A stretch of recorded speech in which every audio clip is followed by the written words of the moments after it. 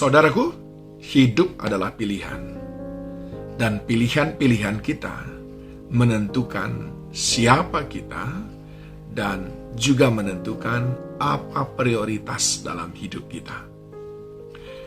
Dan hidup ini menawarkan begitu banyak hal kepada kita. Itu sebabnya Yosua tidak memaksa bangsa Israel. Tetapi dia berkata, silahkan pilih. Tuhan pun tidak memaksa kita. Dia menghargai kehendak bebas kita. Silahkan pilih. Yosua 24. Ayat 14, Yosua menasehati supaya bangsa Israel setia kepada Tuhan. Namun dia menegaskan di ayat yang ke-15 bahwa itu semua tergantung pilihanmu. Lalu di bagian akhir daripada ayat 15, Yosua mengatakan, inilah pilihanku. Nah, saudaraku dikasihi Tuhan, hanya itu pula lah sebetulnya yang bisa dilakukan oleh para hamba-hamba Tuhan dalam menolong hidup kita. Ayat 14, oleh sebab itu takutlah akan Tuhan dan beribadahlah kepadanya dengan tulus ikhlas dan setia. Jauhkanlah Allah yang kepadanya nenek moyangmu telah beribadah di seberang sungai Efrat di Mesir, dan beribadahlah kepada Tuhan. Tetapi jika kamu anggap tidak baik untuk beribadah kepada Tuhan, pilihlah pada hari ini kepada siapa kamu akan beribadah. Allah yang kepadanya nenek moyangmu beribadah di seberang sungai Efrat, atau Allah orang Amori yang negerinya kamu diami ini. Tetapi aku dan seisi rumahku, kami akan beribadah kepada Tuhan.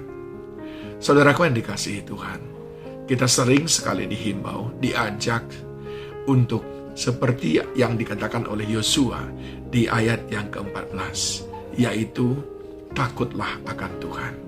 Dan yang kedua, beribadahlah kepadanya dengan tulus dan setia. Yang ketiga, jauhkanlah berhala dari kehidupan kita.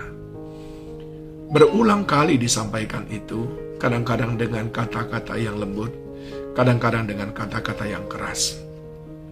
Tetapi pada akhirnya, sebagaimana Yosua menjelaskan pada ayat yang ke-15, semuanya itu adalah terserah saudara.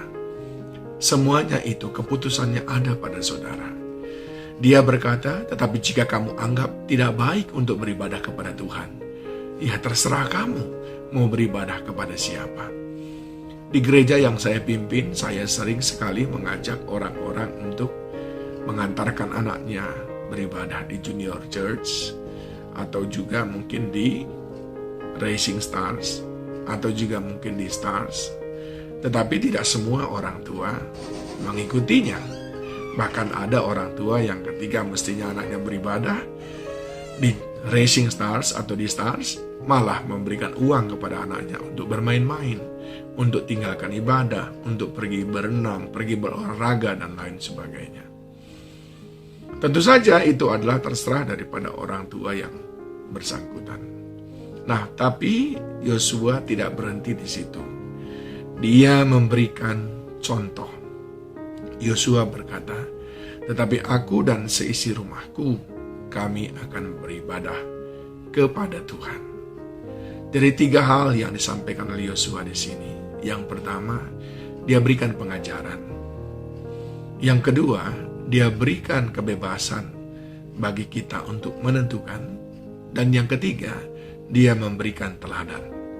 Dia berkata, aku dan seisi rumahku, kami akan beribadah kepada Tuhan.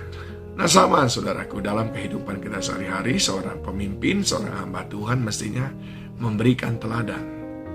Bagaimana dia memberikan contoh bahwa hidupnya mengutamakan Tuhan. Seperti sebuah lagu yang sering kita nyanyikan. Andai kan aku harus memilih untuk ikut Tuhan, memilih untuk setia kepada Tuhan, atau memilih untuk memuaskan keinginan dagingku. Memilih untuk beribadah kepada Tuhan, mendorong anak-anakku takut Tuhan, atau membiarkannya, bahkan mendorongnya untuk juga mencintai dunia ini. Semuanya itu tergantung kita. Tetapi kita sebagai orang percaya yang merupakan saksi Kristus, kitalah yang semestinya memberikan teladan. Apalagi kita sebagai hamba Tuhan, tentu kita harus memberikan teladan bahwa pilihan-pilihan kita selalu adalah pilihan yang mengatakan, tetap hatiku hanya kepada Tuhan, dan Tuhan yang terutama dalam hidupku. Kiranya firman ini boleh menolong saudara dalam membuat pilihan-pilihan lewat pengajaran-pengajaran yang sudah disampaikan, lewat menghargai pilihan-pilihan kita, dan juga lewat teladan-teladan yang diberikan. Tuhan berkati.